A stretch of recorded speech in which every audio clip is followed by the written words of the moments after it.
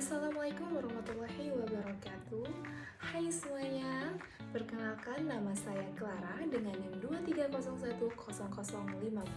Baiklah, di sini saya akan menjelaskan mengenai materi putusan Mahkamah Agung tentang tindak pidana korupsi kasus Direktur Pertamina Karen Agustiawan. Karen Agustiawan adalah seorang Direktur Pertamina periode 2009 sampai 2014. Ia menjadi tersangka atas dugaan korupsi pengadaan gas alam atau LNG pada September 2023.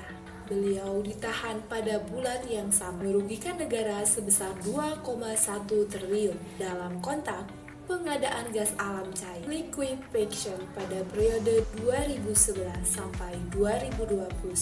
Ada pula dugaan gratifikasi yang melibatkan anak kandungnya dalam proyek pembelian gas dari anak Generate Energy ENC. Selain itu, perbuatan Karen juga disebut dilakukan bersama Yeni Adayani selaku Senior Vice President Gas and Power PT Pertamina pada tahun 2013, dan juga ada Hari Yulianto selaku Direktur Gas PT Pertamina 2012-2014. Berdasarkan laporan koran Tempo, kasus ini berawal dari perjanjian jual beli LNG pada 2019 lalu.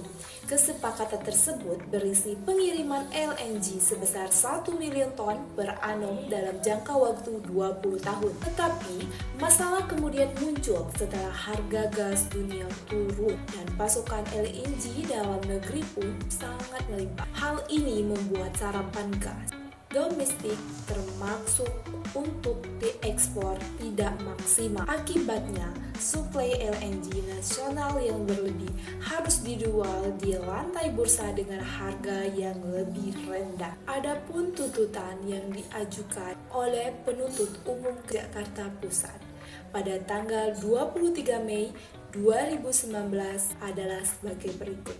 Yang pertama, menyatakan terdakwa Karen Agustiawan terbukti secara sah dan meyakinkan bersalah melakukan tindak pidana korupsi. Kedua, menyatukan pidana terhadap terdakwa Karen Agustiawan dengan pidana penjara selama 15 tahun dikurangi selama terdakwa berada di dalam tahanan sementara.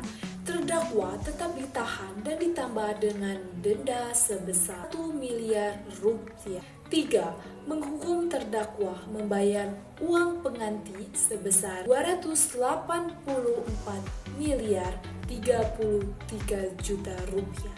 Dalam hal terdakwa tidak membayar uang pengganti paling lama 1 bulan sesudah pemutusan pengadilan memperoleh kekuatan hukum tetap, maka harta bendanya dapat disita oleh jaksa dan dilelang untuk menutupi uang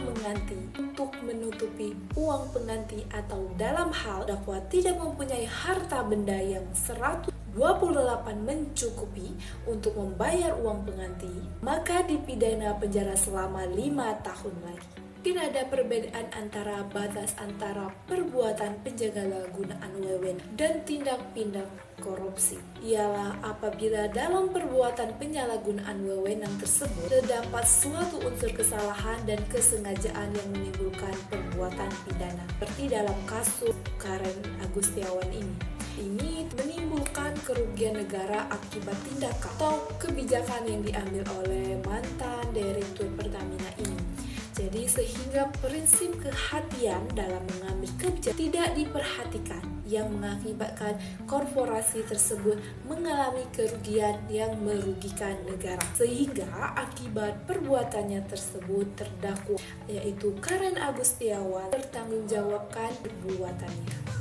Itu saja presentasi yang dapat saya sampaikan hari ini. Mungkin itu saja yang dapat saya sampaikan. Saya akhiri wabillahi taufiq wal hidayah. Wassalamualaikum warahmatullahi wabarakatuh.